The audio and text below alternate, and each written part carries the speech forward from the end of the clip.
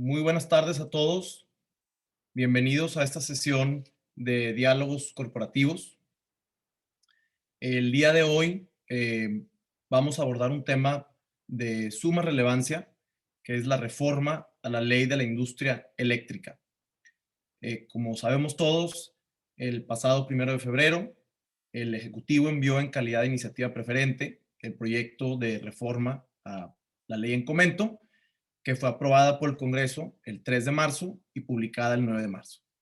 A partir de ese momento se han promovido más de 40 amparos en contra del decreto, de los cuales han surgido cuando menos 5 suspensiones provisionales y 2 suspensiones definitivas de aplicación general.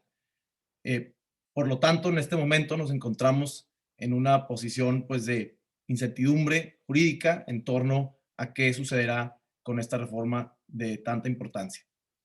Nos acompañan el día de hoy para hablar sobre este tema la maestra Ana Catalina de Canini y el doctor Sergio Elías Gutiérrez. Maestra Gina, doctor Sergio Elías, si pudieran encender sus cámaras para presentarlos y comenzar con la conferencia. La maestra Gina de Canini es egresada de la facultad, profesora también de la facultad, cuenta con una maestría en Derecho por la Universidad de Harvard y es asociada senior en la oficina de Monterrey de Canales Legal y Finanzas. Su práctica se encuentra enfocada en derecho transaccional, energético, corporativo y financiero y cuenta con más de 10 años de experiencia asesorando empresas en transacciones dentro del sector de infraestructura con un enfoque en proyectos energéticos. El doctor Sergio Elías Gutiérrez es abogado y doctor en Derecho, egresado de la Universidad Autónoma de Nuevo León, con estudios en la Universidad Autónoma de México y París. Ha recorrido como catedrático estas casas de estudio, además del Instituto Tecnológico y de Estudios Superiores de Monterrey, la Escuela de Gobierno y Transformación Pública, el TEC, y por supuesto, nuestra facultad. Un trabajo en coautoría con Felipe Solís Acero le hizo acreedor al premio Instituto Nacional de Administración Pública. El doctor Sergio Elías es también columnista de Grupo de Reforma desde 1996 y miembro del Notariado de Nuevo León. Doctor, maestra Gina, muchísimas gracias por acompañarnos. Me parece que los dos están en mute. Les cedo la palabra para iniciar esta conferencia y les recuerdo a todos que en cualquier momento pueden plantear sus preguntas a través de la función de preguntas y respuestas que les aparece en sus pantallas, mismas que serán pues contestadas al final de la conferencia. Ahora sí, sin más preámbulo, doctor, maestra, les cedo la palabra. Gracias. Bueno, Gina, nos pusimos de acuerdo. Como yo nací casi antes que la luz eléctrica, tengo la preferencia de iniciar. Y en la semana pasada me di a la tarea de revisar unos antecedentes respecto al tema, porque es un tema que tiene ya más de 2 décadas en discusión. O sea, no es la primera controversia, pero es la más extendida. Yo decía en el artículo la semana pasada que en 1900, la primera concesión de energía eléctrica la dio Porfirio Díaz en 1903 para que hiciera una presa en Necaxa, Puebla, y ahí empezó la generación masiva de energía eléctrica, que no era para el autoconsumo, porque había habido permisos para instalarse en fábricas textiles, primero en León, Guanajuato, y luego una empresa en la Ciudad de México para poner faroles en el Zócalo, en la Alameda y en Reforma. Eso fue en 1891. Ya para 1903 se empieza a industrializar la industria eléctrica porque se autoriza una concesión. Hace unos días me preguntaba sorprendentemente don Luis Santos de la Garza que cuándo había empezado este chisme, porque él me decía, ¿de cuándo? ¿Cómo está la legislación? Entonces, ¿qué hacían? Le dije, no, pues Porfirio Díaz dio una concesión. Ya había concesiones, seguramente que sin ley, ¿no? Pero había concesiones. Entonces, la extensión del servicio se dio a partir de empresas privadas que regionalmente abastecían. En 1937, Cárdenas crea la Comisión Federal de Electricidad que entró al mercado eléctrico como productora, pero no monopólica. En 1952, Miguel Alemán la declara organismo público descentralizado. En 1960, López Mateos manda una iniciativa de reforma constitucional a la Cámara de Diputados para establecer que se nacionalizaba la industria eléctrica. A diferencia de la expropiación petrolera, el presidente decía en su iniciativa que se trataba de que informaba el 1 de septiembre en el informe, informó que había negociado con las compañías que prestaban el servicio la compra de las acciones, la compra total de las acciones. Entonces no hubo sangre, o sea, fue una expropiación, no fue una expropiación, fue una nacionalización después de la compra de acciones.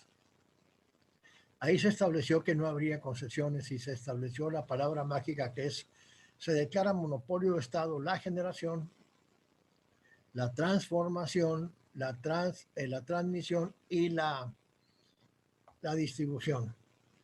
Explicando rápidamente, la transmisión son las grandes torres esas que van por las carreteras y la distribución es a la entrada a los hogares o a las fábricas o a las empresas o a la Escuela Libre de Derecho. Entonces, era monopolio todo.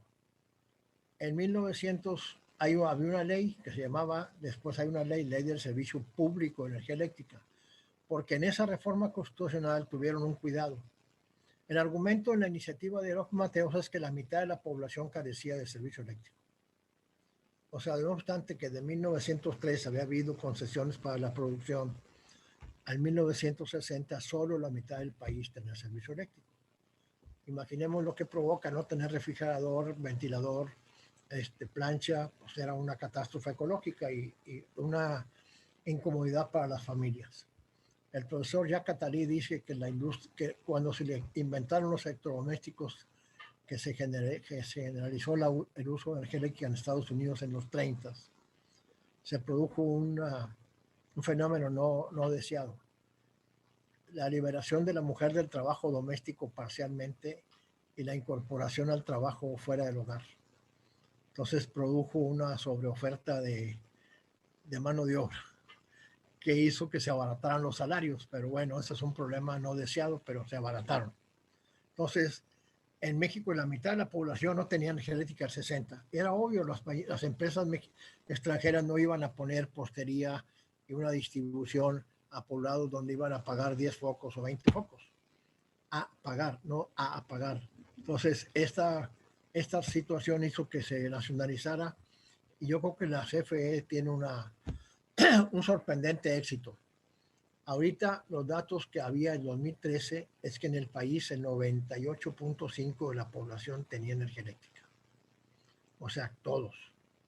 En Nuevo León tiene 99 no sé qué. Aguascalientes y Baja California tienen el 100%. Hay unos datos estadísticos que figuran en algunos diagnósticos. Yo mencionaba que se llamaba, la Constitución decía que se declaraba monopolio de Estado la producción de energía eléctrica para el servicio público. Entonces, eso da a entender inmediatamente que había posibilidades de producir energía eléctrica que no fuera para el servicio privado, para el servicio público. Las empresas de Monterrey tenían plantas de generadores de energía eléctrica. Cuando se hizo la quiebra de fundidora, a unos 600 metros de la fundidora estaba un lote gigantesco donde estaba la planta generadora de energía eléctrica para la fundidora.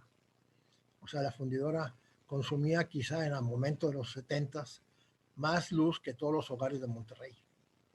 O sea, esos son los datos. Ahorita, el consumo de energía en el país, el 60% es en el sector industrial y comercial.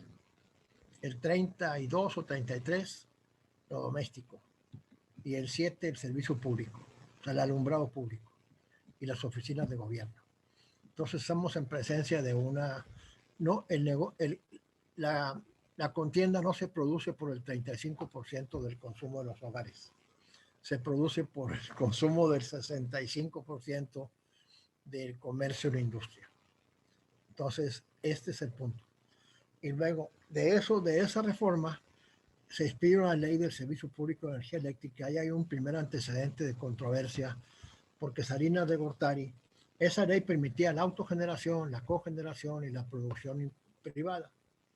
O sea, en los ranchos había bombas de gasolina que le inyectaban gasolina y producían electricidad, y movían papalotes de agua y todo. Entonces, Salinas de Gortari se hace una reforma en 92 para ampliar, para permitir que esos productores privados le vendieran energía eléctrica excedente a la CFE para que apoyar el consumo eléctrico del país. Yo ya era profesor de la facultad en esa época. Yo le ponía las preguntas a los alumnos, a ver, ¿qué puede hacer un particular que haya intentado hacerlo y no pueda? Que se pueda amparar un particular contra una reforma reglamentaria, una reforma de reglamento que amplía la ley, que contradice la ley. No parecía muy lógico. ¿Por qué? Porque el amparo procedía contra afectaciones personales y directas. Entonces te pueden decir, ¿a ti qué te perjudica que el gobierno compre electricidad de particulares? Entonces se quedó el golpe dado y Salinas de Gortari salió con la suya y empezó a venderse abiertamente energía eléctrica producida por particulares a la CFE, siempre para que hubiera el monopolio de la transmisión y la distribución por el gobierno. El 2002 le gana Fox. Bueno, el 97 Cedillo intenta una reforma eléctrica y el PAN se la batió. Le dijo, no vengas con cuentos. El 2002 Fox hizo una reforma al reglamento de Salinas y dijo, ¿por qué hasta el 10%? Hasta el 100% le pueden vender.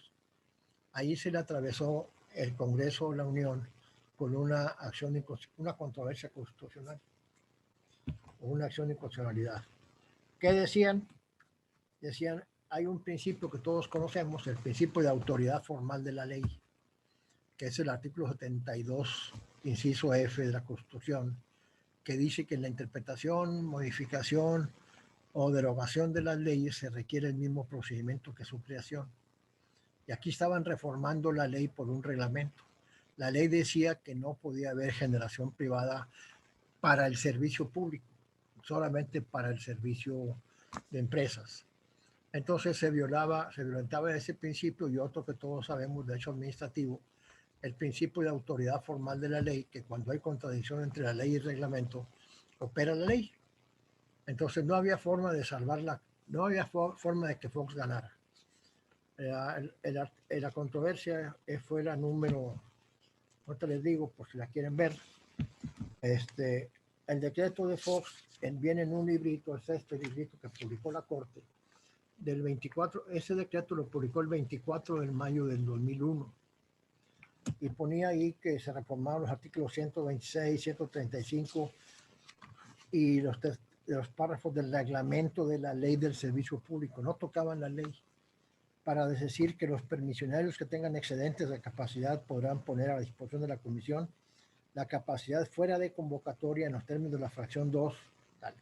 Se entenderá por capacidad la capacidad sobrante del permisionario una vez satisfechas sus necesidades, o sea, no el 10%, sino gasta lo que te necesites y lo demás vendes a la CFE. Entonces, a esa cosa hay se considera violatorio el artículo 49, división de poderes 73, fracción 10, 89, fracción primera y 134. La controversia se planteó y la Corte conoció de ella. Y lo primero que tuvo que hacer, mover muy rápido, fue, ¿quién la presentó? La presentó la Comisión Permanente del Congreso, porque se había decretado en mayo. El periodo de sesiones empieza en septiembre. Yo tengo la impresión de que Fox la presentó en mayo para que no hubiera periodo de sesiones del Congreso. En consecuencia, la Comisión Permanente, dentro del mes siguiente que marca la ley, presenta la controversia y el alegato único de Fox no era defender el contenido, no era defender la carnita del reglamento modificado, era atacar la legitimación procesal activa de la Comisión Permanente del Congreso, porque no viene incluida en el 105 como sujeto habilitado para presentar una controversia. Entonces, lo primero que hizo la Corte fue analizar qué es el Congreso. Pues es las dos cámaras. ¿Y qué más? Pues juntas. ¿Y qué pasa cuando el Congreso no sesiona? Pues sesiona la Comisión Permanente. ¿Y para qué sirve la Comisión Permanente? Pues el artículo 79 dice para qué sirve. Y luego después dijeron, no, pues no dice que para presentar control, no está legitimado en el 105. Y la Corte hace una interpretación inteligente, de decir, si es el Congreso en receso, está habilitado para ejercer las facultades del Congreso. Sopas, aceptaron la controversia. Ya después lo que sigue es muy fácil, o sea, analizar el contenido del reglamento, analizar el contenido de la ley, el artículo 27 que decía que eran facultades exclusivas del Estado mexicano, la generación, transformación, transmisión y distribución. Entonces, lo raro de esto es que la controversia hubo 3 votos que decían que no rompía la Constitución. Los votos fueron de 3 foxistas. Ah, no, perdón, 3 ministros. Ahí les va quiénes eran. Los 3 ministros que dijeron que no violentaba nada, que porque a fin de cuentas hacía falta la energía. O sea, no tomaban en cuenta los aspectos jurídicos, sino los aspectos Humberto Román, Juventino Castro Castro, Humberto Román Palacios y Juan Silva Mesa dijeron que no violentaba nada. Y hubo un voto concurrente con la mayoría de otros 2 ministros. Entonces, al final se declaró inconstitucional. Pasa lo que a veces sucedía en un país que no respetaba las leyes como ahora. Ahora sí se respetan cabalmente. La ley se siguió vendiendo energía de los privados a la CFE. O sea, no obstante la declaratoria de inconstitucionalidad, se siguió vendiendo energía. De eso parte Peña para... Entonces, ¿qué hacían? Calderón intentó otra vez negociar con el Congreso y ahora el PRI no quiso. Calderón intentó una reforma energética en 2008, a mitad de su gestión, y ahí hubo un voto en contra. Peña Nieto lo primero que hizo en el Pacto por México fue abordar el tema de los energéticos y pactar con ellos la apertura a la energía. ¿De qué parte? Parte de un diagnóstico muy bien hecho, donde establece que, a ver, ¿por qué Salinas de Gortari abrió la energía eléctrica a los particulares? Imaginemos cuánto creció el consumo de energía con la implantación de empresas extranjeras por el TLC. O sea, el consumo de energía del país, quizá de Salinas de Gortari a la fecha se haya duplicado.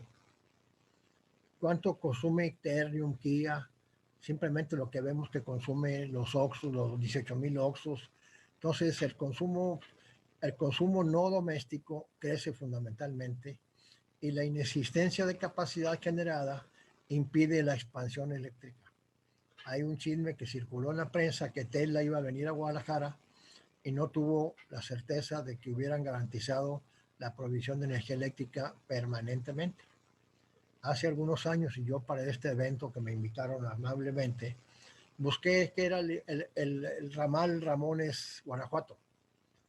Fue hace 6 años o 5 años, estaba una crisis energética en la zona más industrializada del país, que es el Bajío. No había suficiente energía eléctrica y en consecuencia, ¿por qué? Porque ahora el principal producto, el principal insumo de la energía eléctrica es el gas. ¿Por qué el gas? Porque se cayó el precio a precios nunca vistos y creció la producción de gas terriblemente. Hoy viene una nota terrible en el norte de Humberto Moreira, que los que estudiaron en el TEC se acordarán que fue vicerrector del TEC permanente, desde que nació hasta que se fue a la Comisión Reguladora de Energía, a la Comisión Nacional de Hidrocarburos, cuando Fox, diciendo que la generación en México de energía eléctrica es absolutamente insuficiente, y la nota está en el norte de hoy. O sea que México produce muchísimo menos de lo que deberíamos estar produciendo en gas. La importación de gas de Estados Unidos es Norma Karina Villaseñor, levantó la mano. Dame un minuto, Norma, ya voy. Entonces dice Moreira que el 99% del gas lo importamos,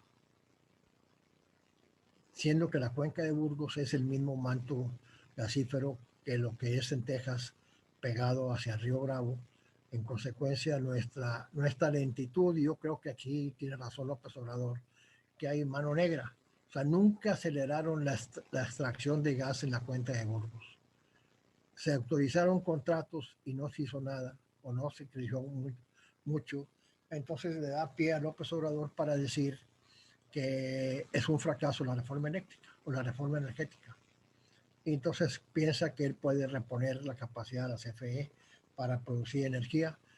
Cambian, bueno, la ley de, con el cambio del 2013, el 2014 se expide la ley en vigor, que ya no se llamaba Ley del Servicio Público de Energía Eléctrica, sino nada más ley de Energía Eléctrica, y trae, para no perdernos los abogados, trae 56 o algo así definiciones en el artículo 3, qué es interconexión, qué es capacidad de generación básica, qué es suministro, quién sabe qué. Entonces les abre la puerta a los jueces para la resolución, interpretando los artículos que están definidos en la propia ley y son los que se apoya el juez de distrito.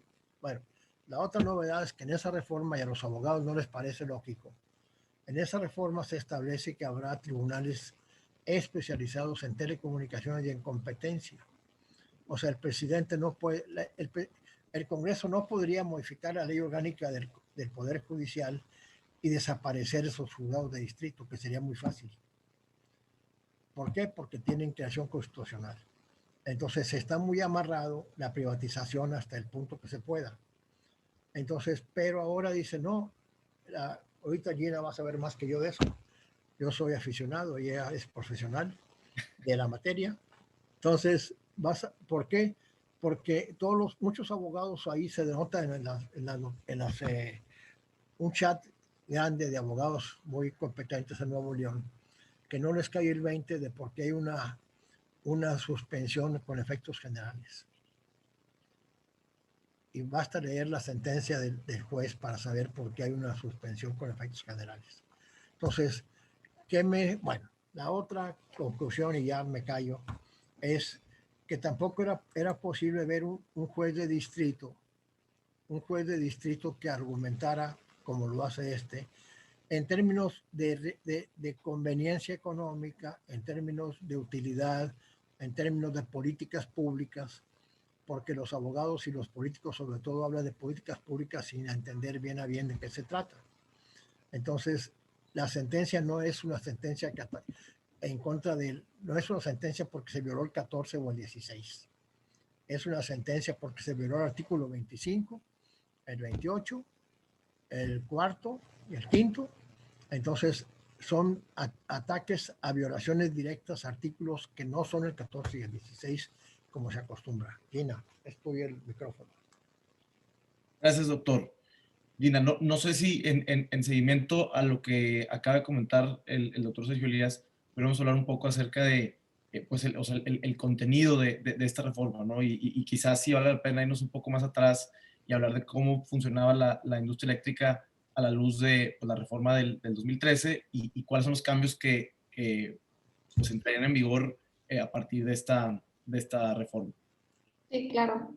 En paralelo a todo este historial que el doctor nos hizo favor de presentar, también sucedieron otros compromisos, principalmente en materia ambiental, que van a venir a complicar mucho, digamos, lo que antes era un tanto más sencillo, que era meramente la necesidad que tenía el país para tener cierta generación y la conveniencia económica de ello. Ahora trae otros elementos que a su vez van a hacer que todo el litigio se complique más y tiene que ver con los compromisos de tratados internacionales que igual antes de la propia LIE empiezan a gestarse, ¿no? Y como contexto también, la mayor parte de los proyectos renovables, o más bien todos los proyectos renovables en los que CFE tenía injerencia, son hidroeléctricas, pero los proyectos renovables tienden a ser más costosos y, digamos, se tiene que incentivar el que alguien entre a desarrollar estos procesos y estos proyectos, sobre todo también porque la infraestructura, digamos, como bien señala el doctor, va siguiendo la industrialización, ¿no? Entonces, donde hay más zonas industriales, tiende a haber más plantas de generación para satisfacer esa demanda. Pero los recursos naturales, pues, no tienden a situarse donde esa demanda está. Entonces, ¿dónde sopla el viento a esos grados? Pues no donde la gente se pone al lado a construir, ¿no? Entonces vas a tener estas zonas que están muy alejadas de toda industrialización, que tienen un gran potencial para explotar en temas de recursos renovables y que van a implicar una mayor inversión porque hay que crecer, no solo hay que hacer la planta, sino que hay que hacer mucha infraestructura de interconexión, es decir, a veces hay que construir una subestación, a veces hay que hacer líneas de transmisión de cientos de kilómetros y pues cada kilómetro cuesta un dineral. Entonces, la explotación y el aprovechamiento de estos recursos renovables, digamos, encarece todavía más la ecuación, y el adquirir compromisos en materia de emisión, reducción de emisiones, firmar el Acuerdo de París, el Protocolo de Kioto, el Tratado de las Naciones Unidas, y adquirir estos compromisos de, digamos, combatir el cambio climático, obliga también a que estos proyectos renovables, pues bueno, existan, se fomenten y a que estas inversiones costosas, pues a su vez se desarrollen, lo cual ocurre en paralelo, digamos, a todas estas reformas, sobre todo post-Salinas, que empiezan a tener relevancia, ¿no? Y de hecho, si tú ves la exposición de motivos de la ley de la industria eléctrica, efectivamente sí refleja, digamos, mucho estudio estadístico, y sobre todo también refleja como dos vertientes muy grandes. Una tiene que ver con costo, es decir, procurar eficiencia, y dos, o sea, para bajar los precios que en México eran pues mucho más caros que internacionalmente lo que es el costo de electricidad.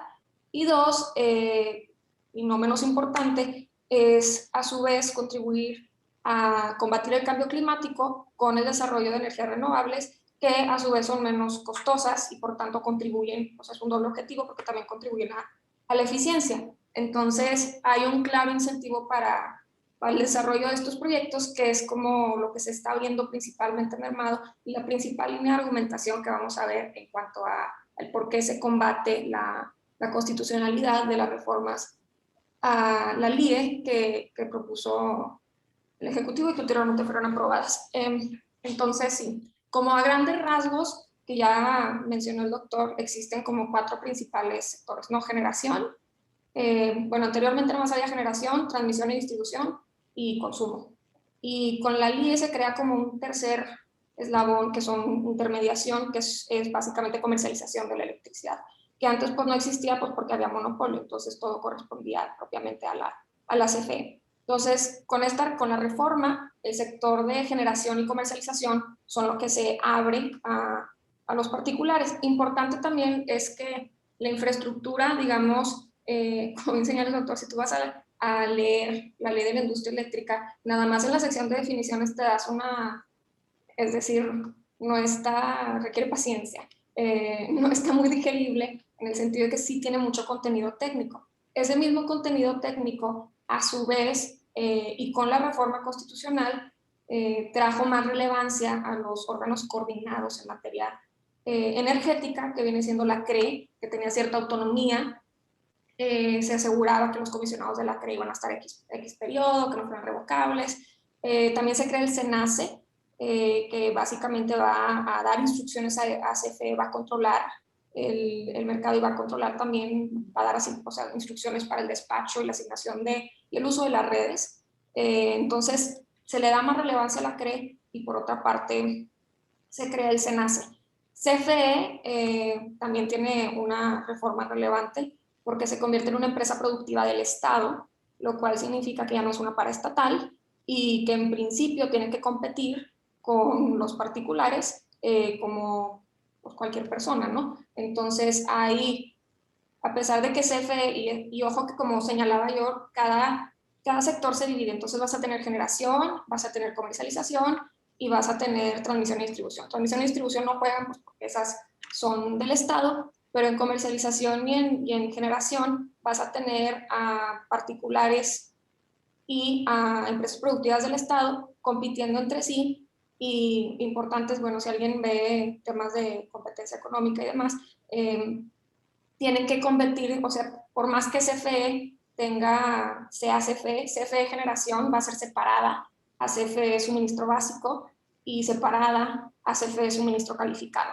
Es decir, en principio estas entidades, a pesar de que son del mismo grupo, deben de tener una independencia contable, deben de tener una independencia económica, de decisión, etcétera, pues porque si no implicaría que se pueden poner de acuerdo, lo cual genera distorsiones al mercado.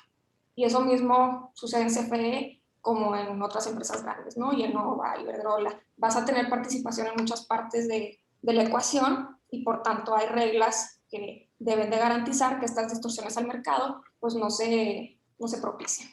Entonces, básicamente, la reforma para buscar lograr estos objetivos de, uno, bajar precios y dos, incentivar la inversión en general, pero sobre todo orientada a proyectos renovables, emplea y utiliza ciertos mecanismos que vamos a ver que van a ser principalmente atacados por el tema de la reforma. Primero está el tema de, bueno, hablábamos ahorita sobre comercialización. Comercialización ahora se va a dividir en dos, lo que es suministro básico y lo que es suministro calificado.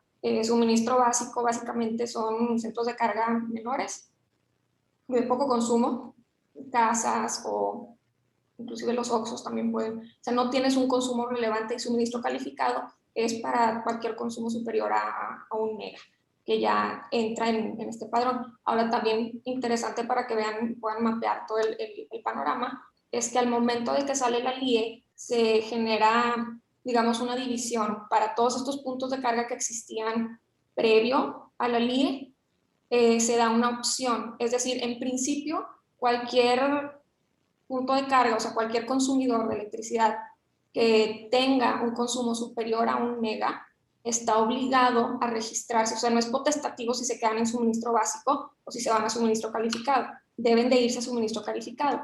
Pero si el punto de carga existía previo a la reforma, sí tienen esa opción de quedarse en suministro básico o irse a suministro calificado. Entonces, vamos a tener muchos puntos de carga, muchas industrias que están, digamos, en un régimen que ahorita ya tienen su consumo eléctrico gestionado con algún proyecto de autoabasto, que no forman parte de este mercado eléctrico que CFE y otros participantes del mercado pueden abastecer. Entonces, todo este sector de grandes industriales que el costo de electricidad les representaba pues, un costo relevante y por tanto vieron cómo gestionar su consumo eléctrico, ya tienen comprometido y no juegan en el mercado, lo que a su vez afecta que el mercado pues, tenga suficiente demanda como para toda la generación. O sea, hablamos de si la capacidad de generación del país es suficiente para satisfacer la demanda, pero tenemos como dos juegos, ¿no? Por una parte es el mercado, pero no todo se satisface ahorita vía mercado. Tenemos un sector relevante que está en el régimen previo.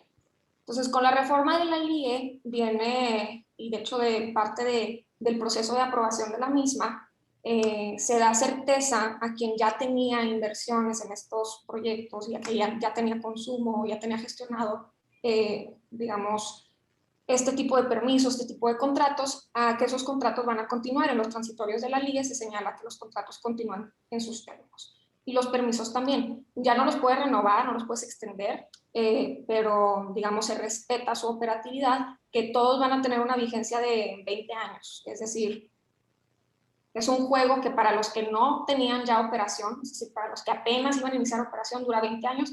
Para muchos de ellos ya están, ya habían empezado suministro, ya están en un punto donde les queda poca operación. Pero es un régimen transitorio, o sea, es como que esto se mantiene siempre en paralelismo con el mercado eléctrico, sino meramente se respeta, o bueno, se decretó que se respetaba esos derechos que tenían bajo ese sistema y hasta donde durara el contrato. Y posteriormente, pues ya se verían obligados a migrarse a mercado. Entonces tenemos como estos dos, entender que existe como un mundo nuevo que coexiste con este mundo previo, que por temas de derechos adquiridos y demás, se respetó al momento de que la LIE se publicó. Ahora, las reformas a la LIE, que son materia de toda esta discusión y que duraron un día en vigor antes de ser suspendidas, pero pues últimamente la pregunta es, bueno, ¿qué pasa si se aplican? Y mucho se ha dicho sobre como digamos, lo que todo el mundo creo sabe hasta ahorita es que se genera un beneficio a la CFE, y esto pues obviamente genera distorsiones de mercado, pero vamos a analizar un poco más granularmente qué quiere decir la reforma y qué está en juego. O sea, en principio vamos a tener como dos secciones principales para analizar, y una es la afectación que la reforma plantea para los proyectos legados, o sea, los proyectos del viejo régimen que siguen bajo estas reglas de autoabastecimiento o que tienen contratos de compra-venta de excedentes o de pequeña producción. O sea, todo este régimen que existía bajo la Ley de Servicio Público de Energía Eléctrica, la reforma cómo los afecta. Si en principio se rigen bajo una ley que ya fue abrogada y que solo se respeta para, digamos, continuar, para que estos proyectos continúen su operación. Entonces tenemos una parte de la reforma que va a afectar o que está dirigida a afectar a estos proyectos, y otra parte que pues afecta el funcionamiento del mercado en general, lo cual a su vez genera un tema interesante para cualquier persona que esté involucrada o que tiene contratos de esta naturaleza. Pues no, o sea, existe incertidumbre si te quedas en el régimen legado, si te migras al nuevo régimen. O sea, de alguna manera no tienes ahorita certeza en ningún lugar. O sea, no hay como, ahorita todo el mundo está en un esquema de como pago por ver, porque nadie tiene certeza. Ambos regímenes están viendo afectados, algunos con mayor argumento que otro, pero vamos a ver qué planteó la reforma y por qué tanta, no sé, tanta ofensa de todo el mundo al respecto, porque tan categóricamente todo el mundo afirma que es como inconstitucional. Entonces, esencialmente, primero vamos a tener, y recalco, cuando la gente dice que está favoreciendo a CFE, vamos a analizarlo un poco a fondo, porque para efectos prácticos sí, pero en la teoría esto puede variar. Entonces, mencionaba yo que hay distintos, o sea, en la etapa de comercialización tiene suministradores, hay suministradores de servicio básico y suministradores de servicio calificado. En el tema de servicio calificado, ambas actividades están sujetas a permiso, entonces la CRE tiene que dar un permiso. Ha habido múltiples y hay múltiples suministradores de servicio calificado. CFE tiene su suministrador de servicio calificado. En tema de suministro básico, nada más hay una. No quiere decir que la ley solo permita a CFE, esto no se quedó como una actividad exclusiva del Estado, es decir, cualquier tercero en principio podría registrarse como suministrador de servicios básicos. ¿Por qué es importante? Porque la ley no dice CFE, o sea, las reformas a la ley hablan sobre la figura de suministrador de servicio básico, que en principio puede ser CFE o cualquier otra persona que se registre o tenga un permiso para operar como tal. Que ahorita solo sea CFE no implica que siempre va a ser solo CFE o que no exista la posibilidad de que sea alguien distinto a CFE que preste ese servicio. ¿Por qué hay muchos suministradores de servicio calificado y solo CFE de servicio básico? Principalmente porque el suministro calificado está sujeto al libre mercado, es decir, tú puedes pactar el precio que quieras por la comercialización de esa electricidad. Eso no sucede con suministro básico, la tarifa es regulada. Entonces, quien sea que le quieran entrar al negocio de suministro básico, pues va a tener que atenerse a los precios que determine la CRE. Entonces, ahí no tienes esta flexibilidad que te puede dar este beneficio de poder pactar márgenes distintos o inclusive poder hacerte una base de clientes interesante. O sea, ¿cuál es tu diferenciador si estás ofreciendo lo mismo a CFE y no puedes más que en tema de servicio, pero no en precio? Porque no, o sea, la competencia de precio, y no son, o sea, puedes competir en muchos términos, servicio siendo uno, y creo que hay un gran mercado, porque CFE pues, no es reconocida por su buen servicio, pero al menos pierdes toda posibilidad de poder competir en temas de precio, porque es regulado, es una tarifa regulada, no hay más que hacer en ese sentido. Entonces eso explica por qué no tenemos como esta gran fila de personas que quieren ser suministradores de servicio básico. Entonces, las reformas a la LIE, que son materia de esta discusión, plantean un nuevo concepto que se llama contrato de cobertura con entrega física. El concepto de contrato de cobertura ya existía y básicamente es un contrato entre participantes del mercado que permite compra-venta futura de electricidad. Tienes dos modalidades, entrega física o virtual. O sea, donde es virtual, básicamente lo que estás haciendo es un contrato en donde la realización, o sea, es un contrato para la realización de pagos basados en los precios que vaya a tener la electricidad versus un contrato en el que te comprometes a entregar cierta electricidad, ¿no? Y se crea, anteriormente la definición de contrato de cobertura eléctrica era general y abarcaba estos dos conceptos. Con la reforma se distingue el concepto de contrato de cobertura con entrega física, y este contrato de cobertura con entrega física solo se permite que lo celebren suministradores de servicios básicos. Entonces, si no eres suministrador de servicios básicos, te quedan los contratos con entregas virtuales, que así funciona, digo, no es como la gran merma, porque así funcionan la mayor parte de los contratos. Vas a tener transacciones bilaterales financieras, que si te interesa el tema energético, te interesaba, porque ya es mucho, es un mercado financiero. Entonces, últimamente son coberturas y son instrumentos financieros que la propia ley prevé, como transacciones bilaterales financieras, etc. Entonces, vas a tener esta figura de contrato de cobertura eléctrica que se va a reservar a suministradores de servicio básico. Insisto, no a CFE, para efectos prácticos sí, porque ahorita solo está CFE, pero no es que sea solo para CFE, sino es para la figura de suministrador de servicios básicos.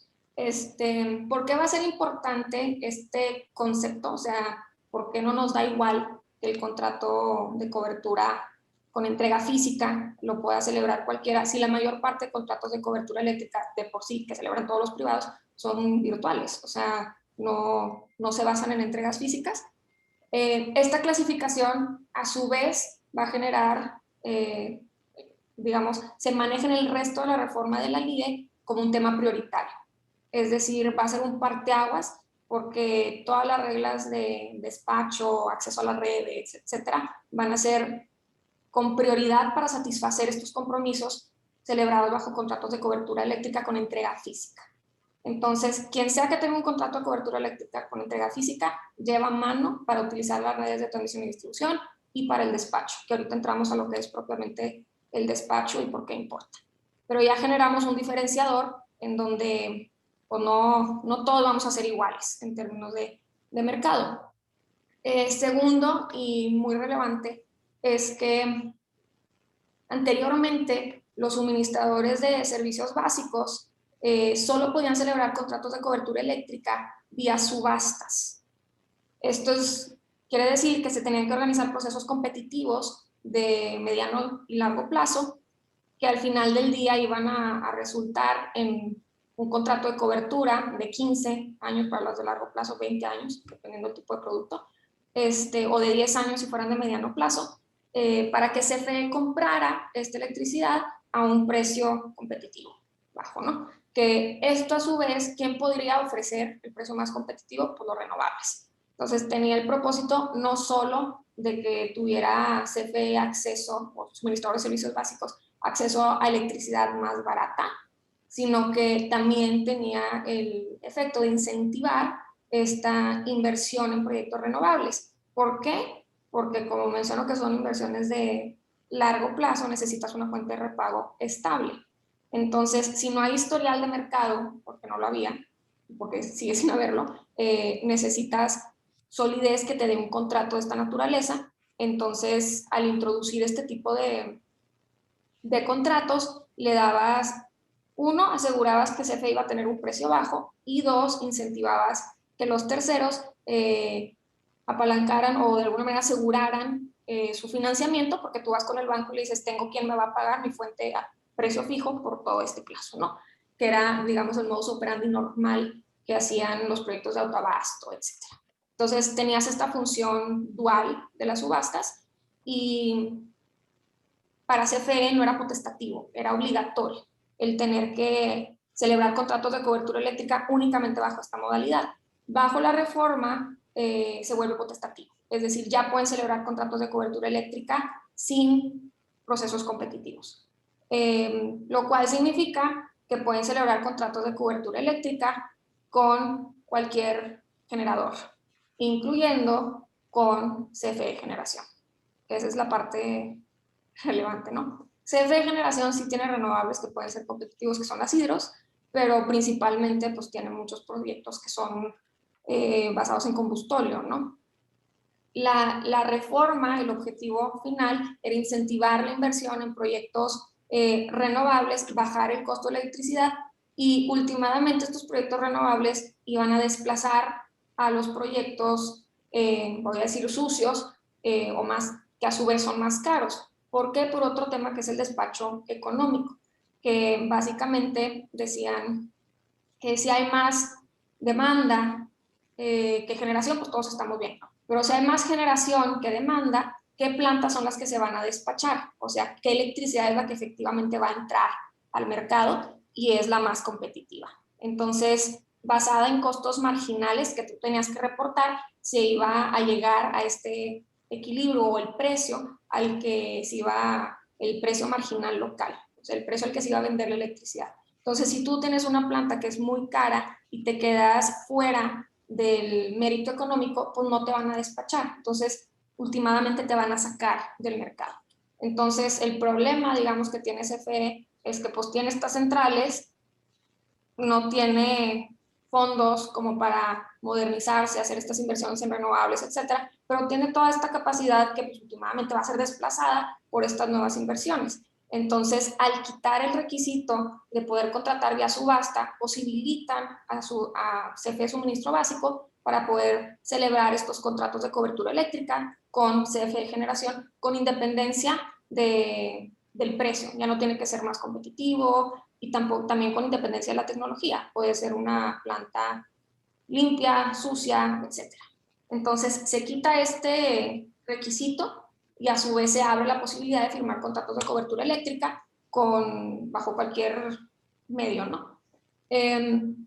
Esos, digamos, son como los principales temas en generación. Luego tenemos, no solo golpean el tema de contratos de cobertura eléctrica, y tampoco, o sea, también golpean el tema del mérito, o sea, el despacho por mérito económico, señalando que las centrales que tengan celebrados contratos de cobertura eléctrica con entregas físicas, igual, se despachan antes.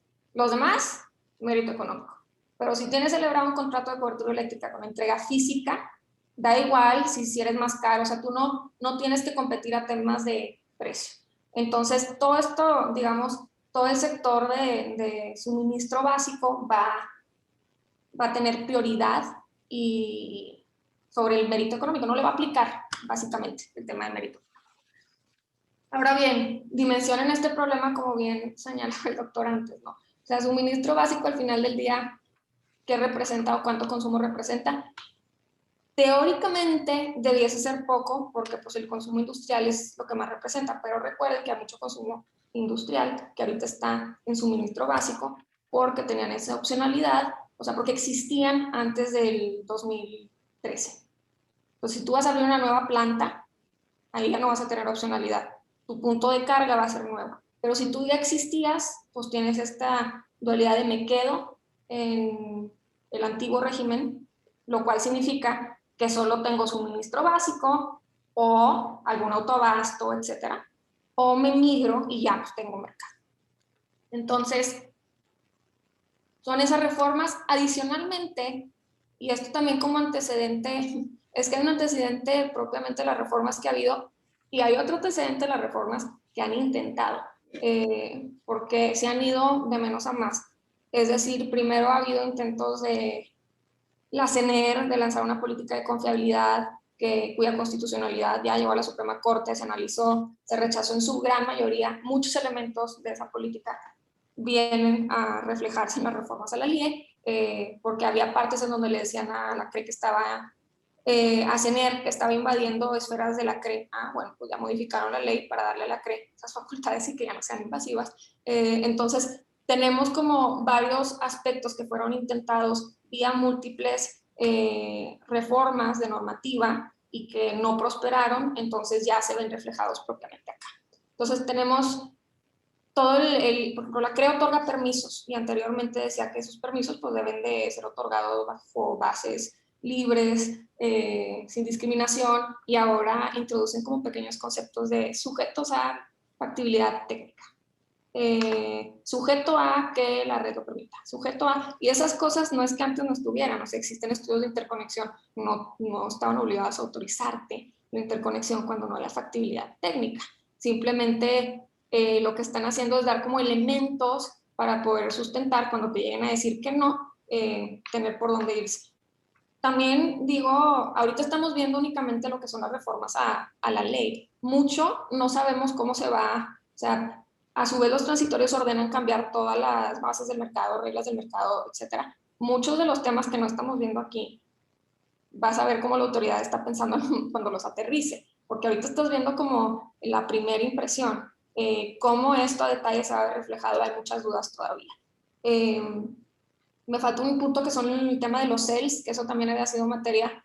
CNR había intentado cambiarlo, no lo dejaron, entonces ya lo metieron a la ley. Los certificados de energía limpia, ¿por qué importan? Son otro incentivo que tenía la reforma para la inversión en los proyectos renovables, porque te dan un producto adicional que puedes vender. Y ese producto adicional, además, se genera una obligación para los usuarios, que bueno, no es tanto el usuario, sino el suministrador, para comprar certificados de energía limpia suficientes como para contrarrestar, digamos, la huella de carbono que tienen todos los centros de carga que representen. Entonces, se genera esta obligación de, si no tienes inversiones en proyectos, pues bueno, renovables, comprar certificados de energía limpia. Muchos de los financiamientos de estos proyectos se dieron a razón del valor que se pensaba que el CEL iba a tener. ¿Por qué? Porque los CELs solo se otorgaban a centrales que estuvieran post-LIE, que hay un malentendido grande de mucha gente que piensa que los proyectos de autoabasto a razón de la reforma van a tener la capacidad de obtener CELs. Eso no es cierto, porque la ley señala los generadores con G mayúscula son participantes del mercado. Eso no aplica para los autoabastos. Pero, ¿para quién se aplica? Para todos los proyectos de CFE, por ejemplo, todas las hidros de la CFE pueden tener acceso a CELs. Ahora, ¿por qué nos importa que haya más CELs? Porque esto a su vez afecta el incentivo de inversión nueva en proyectos renovables, porque hay más CELs, hay menos necesidad para esto. Entonces, tenemos ese problema asociado a los CELs también.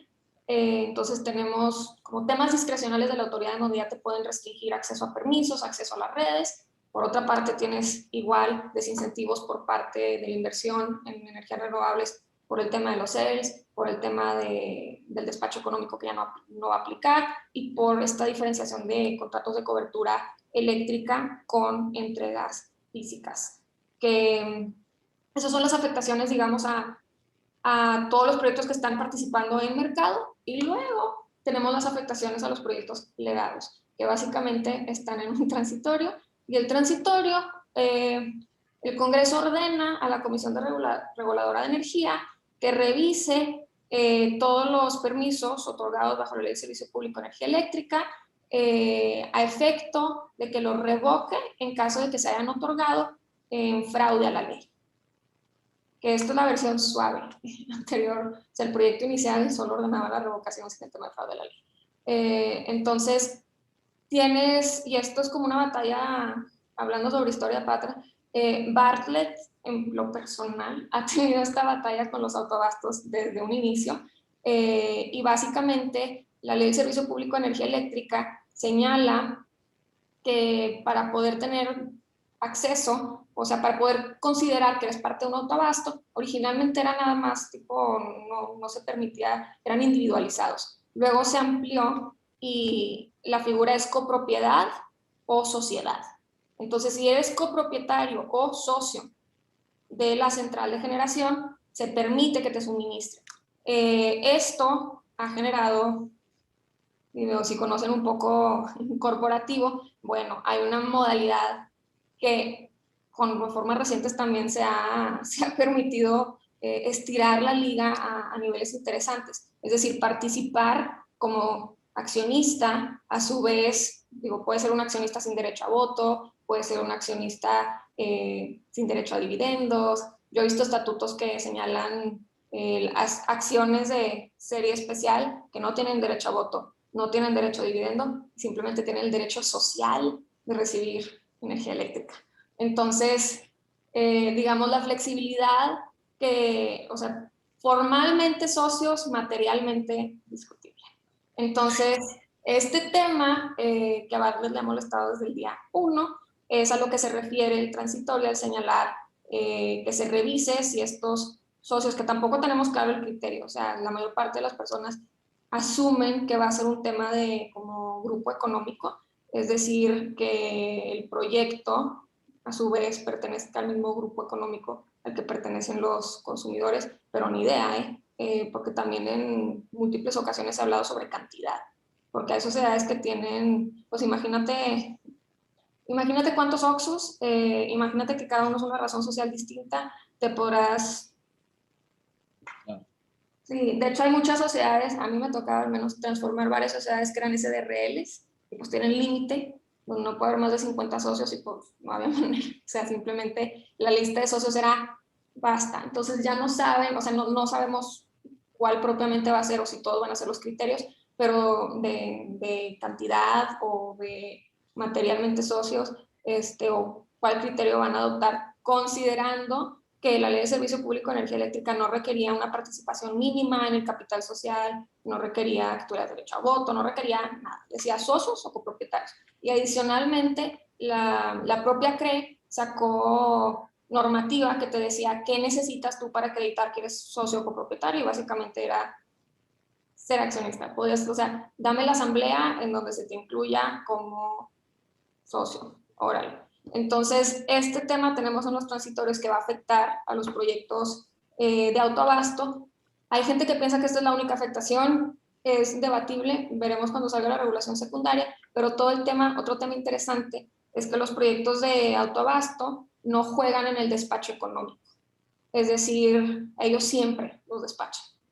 Todos los proyectos de la Ley de Servicio Público de Energía Eléctrica se despachan siempre sin importar o sea, no entra en este tema del despacho económico. Hay quien piense, yo creo que pues, al menos la reforma sí está, parece que va para ese punto, para que les aplique también. Es decir, ellos también van a ir después de los contratos de cobertura eléctrica con entrega física y posteriormente sujetos a despacho económico. Entonces, estas dos principales afectaciones son las que tienes para proyectos de autoabasto, y no todos eran, o sea, no todos los proyectos legados son autoabasto. Tienes otra categoría de proyectos en donde también los transitorios ordenan que se revisen a ver si cumplen con los elementos necesarios de competitividad para que haya contratado la CFE. Entonces, no nos importan las subastas, ahí la competitividad, pero sí nos importan los contratos que se celebraron al amparo de la ley anterior, en cuyo caso se debe de evaluar si se cumplieron con estas reglas para asegurar que el precio fuera adecuado, y si no, se ordena también que se termine anticipadamente o se renegocie.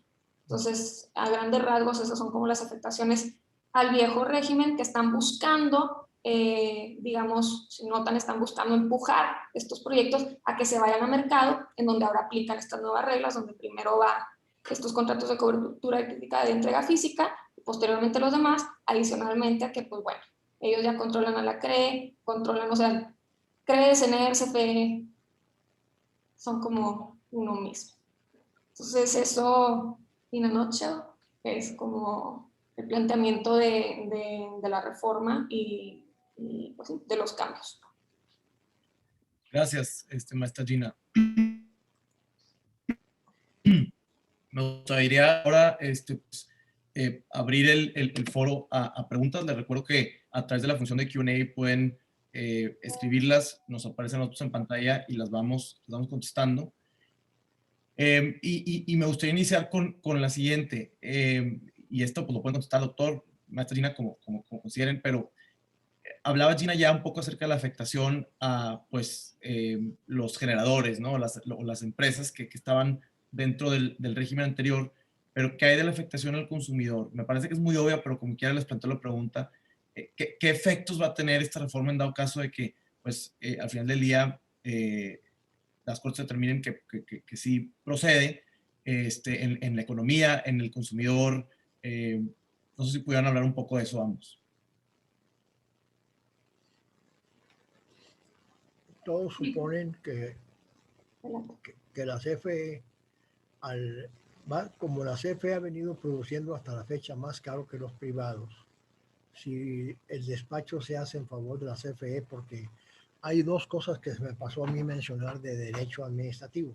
Uno, hay una figura muy rara en la ley orgánica de la Administración Pública porque dice, son dependencias del Ejecutivo Federal, las Secretarías de Estado, consejero jurídico del presidente y los órganos reguladores en materia de energía. Entonces uno supone que la dependencia del Ejecutivo no tiene ninguna autonomía, porque la ley orgánica sirve para regular a las Secretarías de Estado. Después pasa a la ley de entidades paraestatales, dice, esos órganos reguladores tendrán personalidad jurídica y el patrimonio se formará con las tarifas de lo que cobren por los servicios que prestan. Entonces, casi, y dice, tienen personalidad jurídica, autonomía. Entonces, ¿cómo va a tener una dependencia del Ejecutivo personalidad jurídica? Bueno, una anomalía gigantesca, una novedad en la patria. Y el concepto, bueno, cuando crean la CENACE, ya estaba creado desde antes, pero ahora le dieron una autonomía para que no dependiera de la CFE. Y ahora se la quitan porque al final de cuentas el despacho está obligado como lo debe hacer. Igual sucede con el CRE.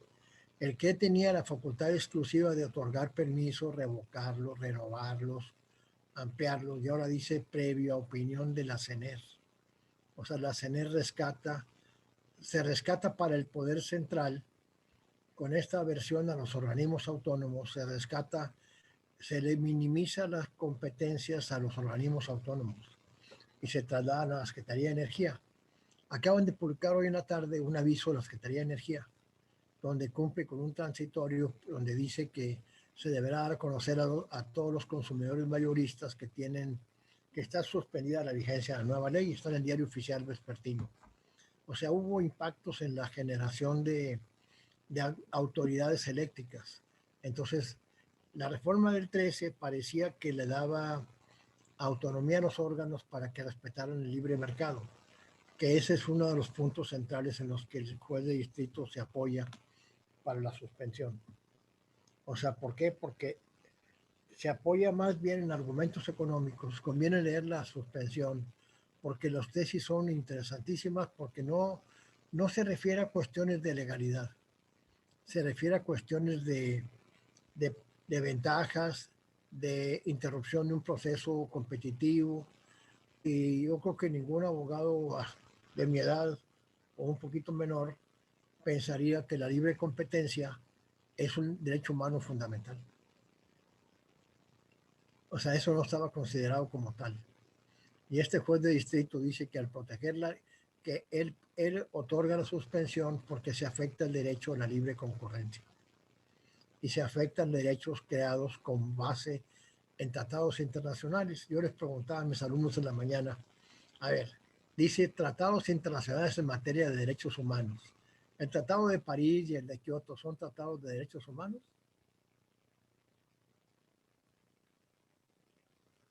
Sí, porque protegen el medio ambiente sano y sustentable.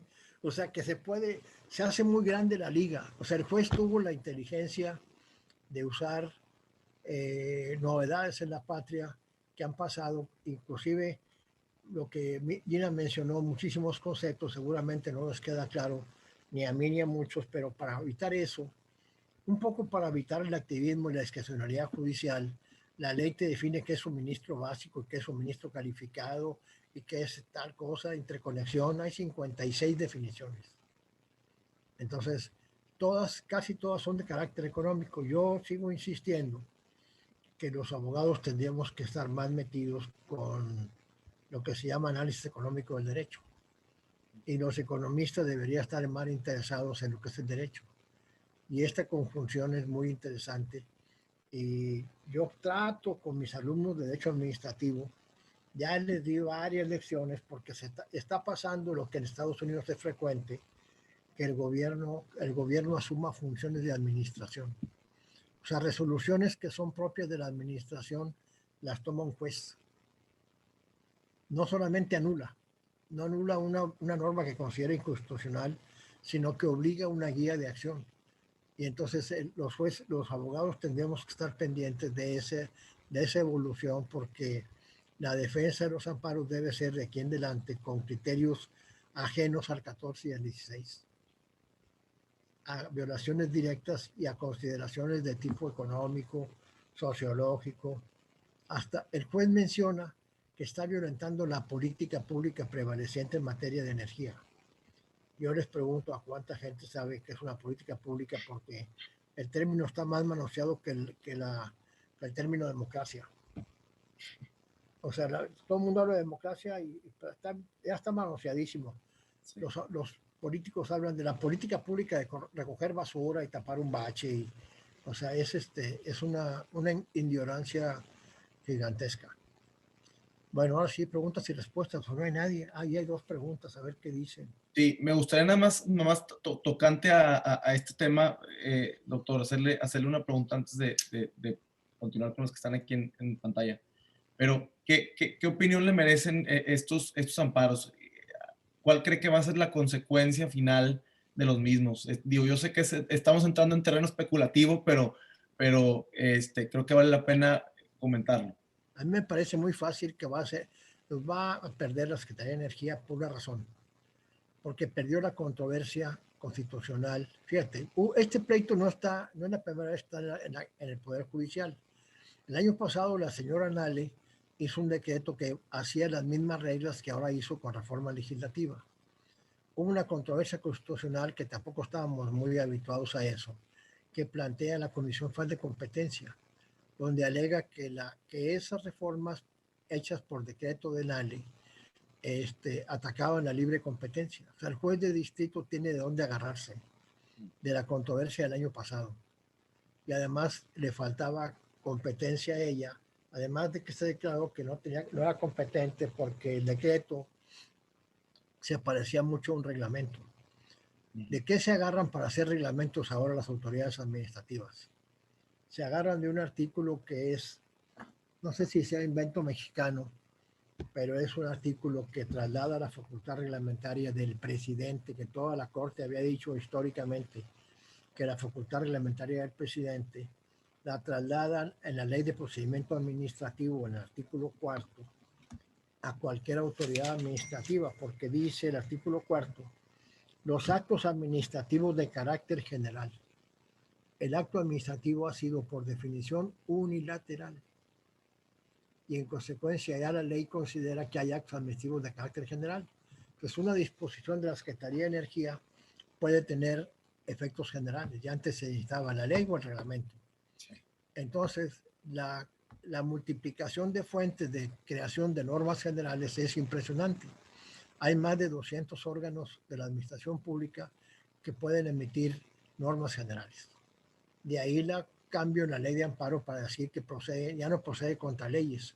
La Corte primero dijo, no, también contra reglamentos. Y ahora le pusieron al 103 contra normas generales. Le quitaron lo de ley y reglamento y ampliaron que procede contra cualquier norma general.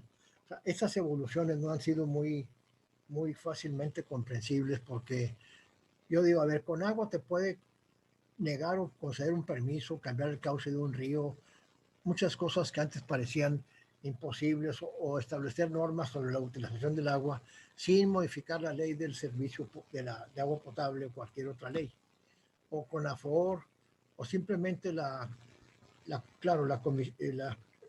Consejo General de Salud, que se emite normas generales como más en la construcción, pero ya hay 200 órganos que son competentes para emitir normas generales. Y en consecuencia, parecería que se requiere la especialización. O sea, ya no es posible alguien que esté pendiente de los 200 y pico de fuentes originarias de emisión de normas generales, porque entonces parecería que cuando menos en derecho administrativo habría que tener la gente persiguiendo qué dice el diario oficial, porque aparecen un chorro de normas generales expedidas por secretarías y inclusive por órganos desconcentrados. Entonces, esto le complica la vida a los abogados o les favorece, porque hace necesaria la especialización. O sea, impide, digamos, lo que pasa en la Junta de Conciliación, que la gente hace una demanda y con la suplencia de la demanda laboral plantean cualquier cosa en una hoja y la autoridad laboral hasta la fecha está obligada a admitir la demanda sin que se precise qué quieren, porque sufre la deficiencia de la queja, ¿no? Entonces aquí parecería que tendremos que estar actualizando este fenómeno, sobre todo la creación de organismos. ¿Qué hizo Peña o qué hicieron con la reforma? Me decía un abogado maloso litigante que no hay, creo que no hay de otros de esos, que amarraron muy bien la reforma. Entonces, ¿por qué? ¿Por qué hicieron juzgados administrativos especializados? O sea, la ley orgánica del Poder Judicial, que la puede reformar el Ejecutivo, los podría desaparecer, pero tiene base constitucional.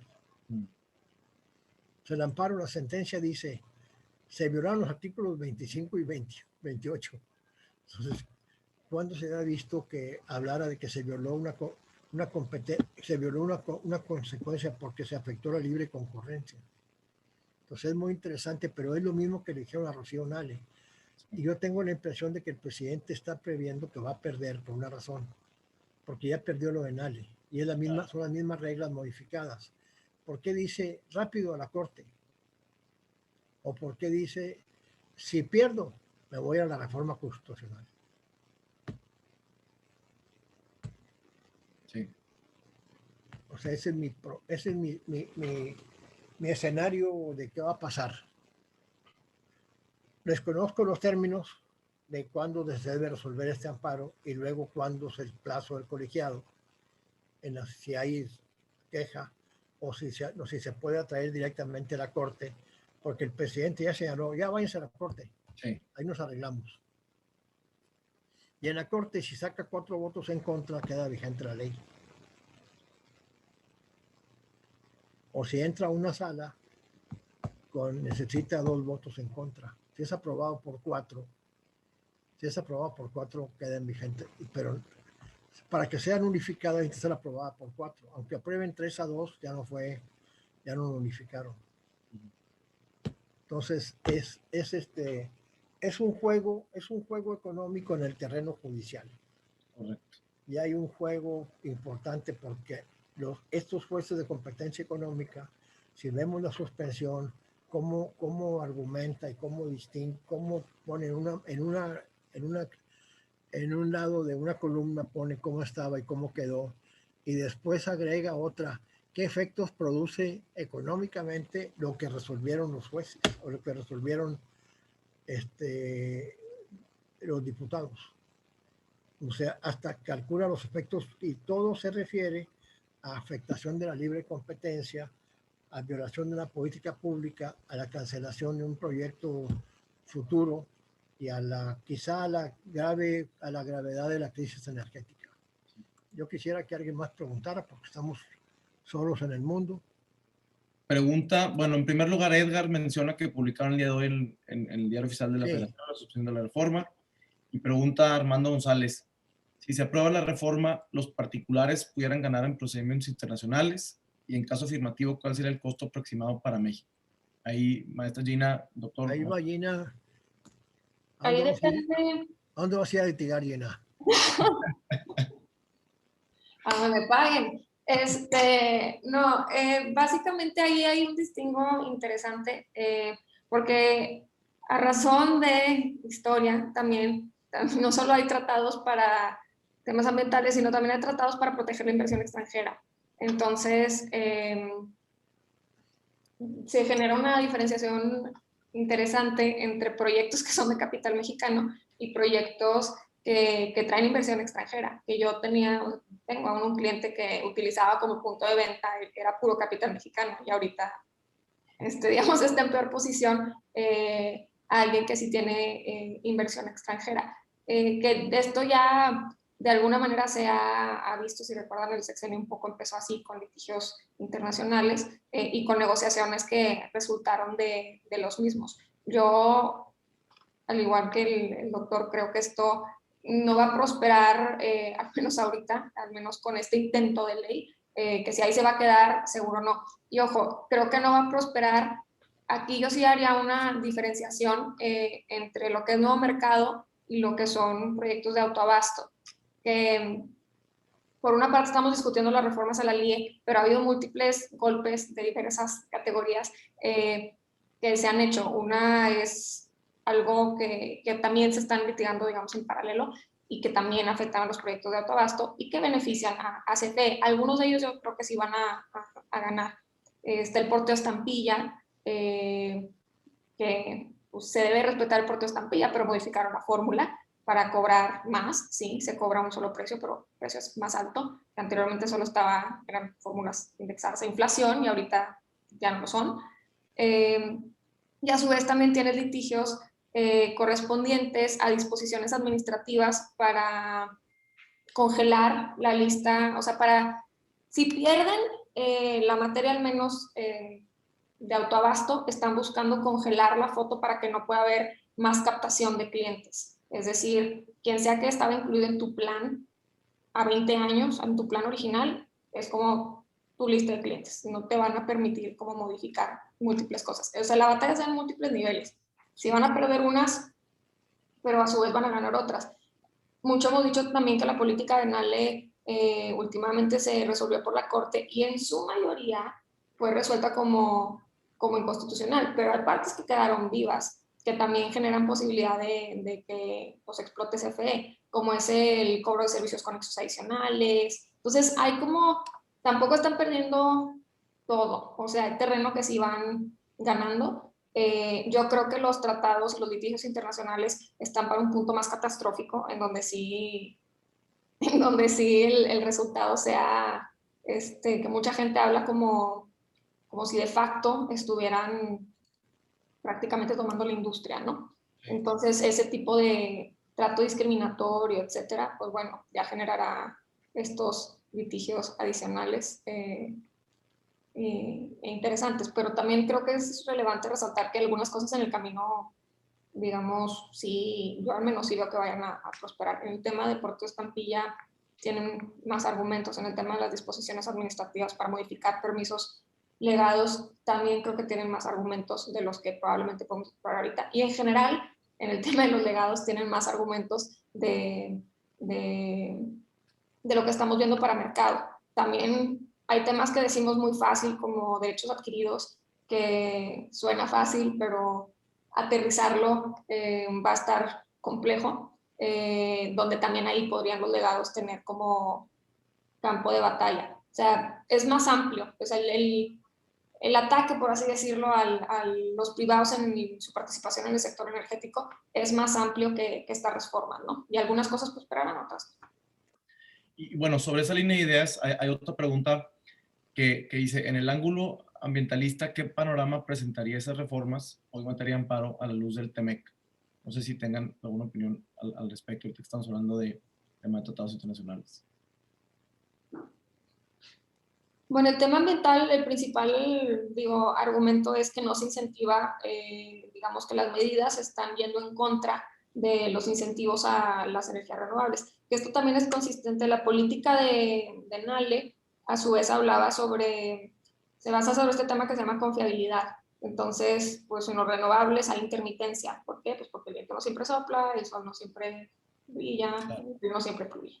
Entonces, eso digamos, hacen que que tenga que haber una especie de mezcla, un mix entre fuentes más firmes, fuentes que son renovables. Y la política de NALE le daba mucho hincapié a que los renovables afectaban la confiabilidad. Entonces es como una tensión ahí que a su vez también se cuela un poco en las reformas a la LIE, en donde mucho argumento que también creo va a utilizar la Secretaría es el hecho de la confiabilidad del sistema versus, o sea, sí incentivar los renovables, sin duda, pero ¿hasta qué punto? O sea, no sé si vayan a prosperar hasta cierto grado, en donde a su vez defiendan el punto de confiabilidad y señalen que, pues digo, sí, hay que incentivarlos, pero eso no significa que hay que dejar de llano y olvidados todas las otras fuentes. Entonces... Bueno, una respuesta a la pregunta de Arenas. Me parece lo que dice Arenas. ¿A qué se refiere el presidente cuando afirma que los particulares que generan energía se benefician de subsidios y cuál es el fundamento de estos subsidios? Yo creo que, mira, lo que decía Gina, que es muy pertinente aclarar, es que en el mercado eléctrico hay precios y tarifas. O sea, los mayoristas compran por precio. y los usuarios básicos pagamos una tarifa. A los abogados no les queda muy claro cuál es la diferencia. La tarifa está impuesta por el gobierno y el precio está sujeto al mercado. Entonces no puedes decir que lo que Oxxo hizo o Walmart o Bimbo es un subsidio porque lo que hicieron fue comprar al que les vendía más barato, ¿no, Gina? O sea, adquirieron en el mercado mayorista. Pues, ¿cuál subsidio? No es un subsidio del gobierno. Un particular les provee de energía eléctrica a cambio de un precio.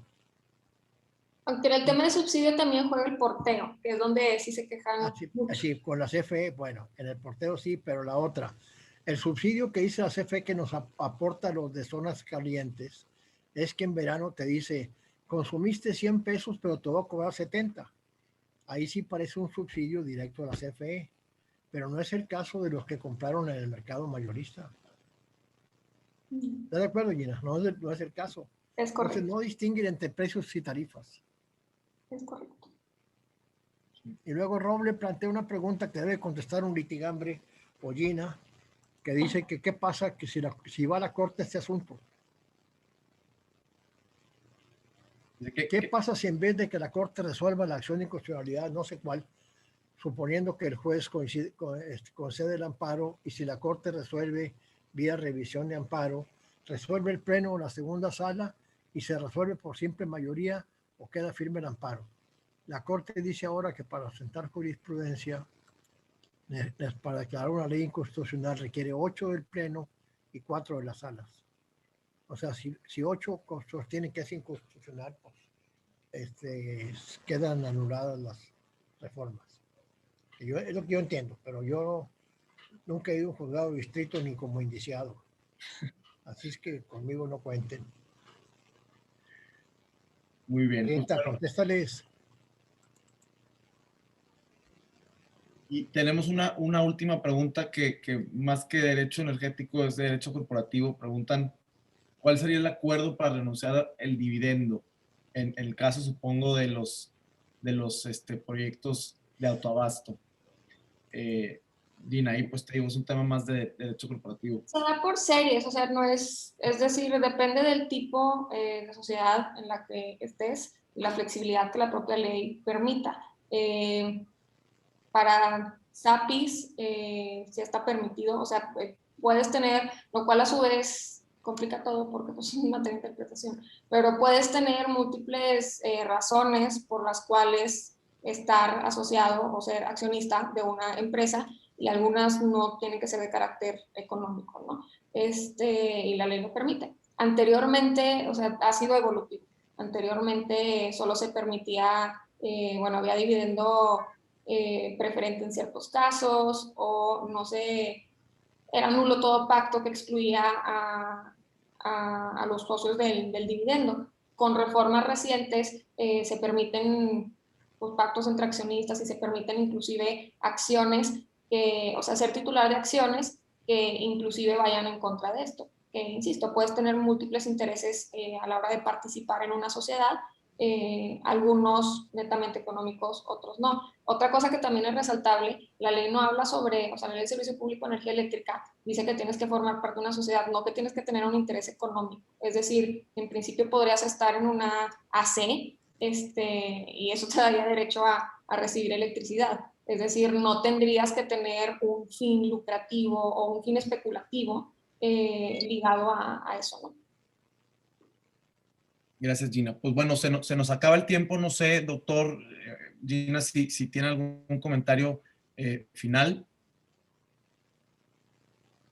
Yo me pregunto si el conflicto va a escalar al ámbito internacional, porque dos problemas. Uno, en el caso que haya un abandono de la actividad eléctrica por parte de particulares extranjeros, ¿qué requeriría la CFE para que pudiera suplir el 40% que ahora producen los privados?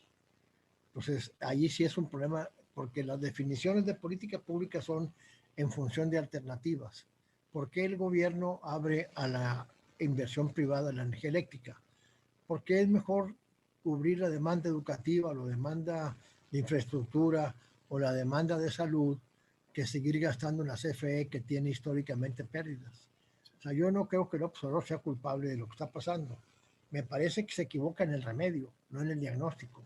O sea, sí acabaron con la CFE, sí se robaban la energía eléctrica, sí hubo corrupción gigantesca, le dejaron un tiradero, pero la forma de levantar el tiradero no es la que no es la que es muy fácil de creer que va a llegar a alguna parte, algún camino cierto, porque la CFE no tiene, mira, la CFE es el contrato más caro del mundo, contrato laboral. Claro. Es más fácil ampliar el mercado eléctrico en empresas privadas que tienen contratos privados, que no es gasto público y que no tienes obligaciones pensionarias del Estado, simplemente por ese criterio de que si contratas más gente en la CFE para suplir a los privados, vas a ser mucho más grande. Acaba de aparecer en el periódico que Barter repuso esta cosa de que se pueden ir a los 50 años. O sea, entraste a los 20 a la CFE, te mantienes 30 años y te puedes jubilar. Se va a dar el caso que muchos tengan más tiempo de pensionados que de activos. O sea, vives a los 80, pues vas a vivir 30 años pensionado, 30 años activo. Y si vives a los 90, pues ya viviste más tiempo pensionado. Entonces, los contratos colectivos que se ven renegociados ya se nulificaron y volvieron a la situación anterior. Entonces, es demasiado caro. La CFE tiene déficit de operación. Si asume toda la operación deficitaria, ahí sí sería un problema. Ya eso desde el punto de vista económico, no desde el punto de vista jurídico. Pero desde el punto de vista de política pública, el gobierno ya estaba pasando de interventor directo a regulador. Pues mejor que haga una regulación mucho más seria, como la que está intentando en el SAT. Se acaba la evasión, se acabó la piñata, ya no hay dulces para nadie.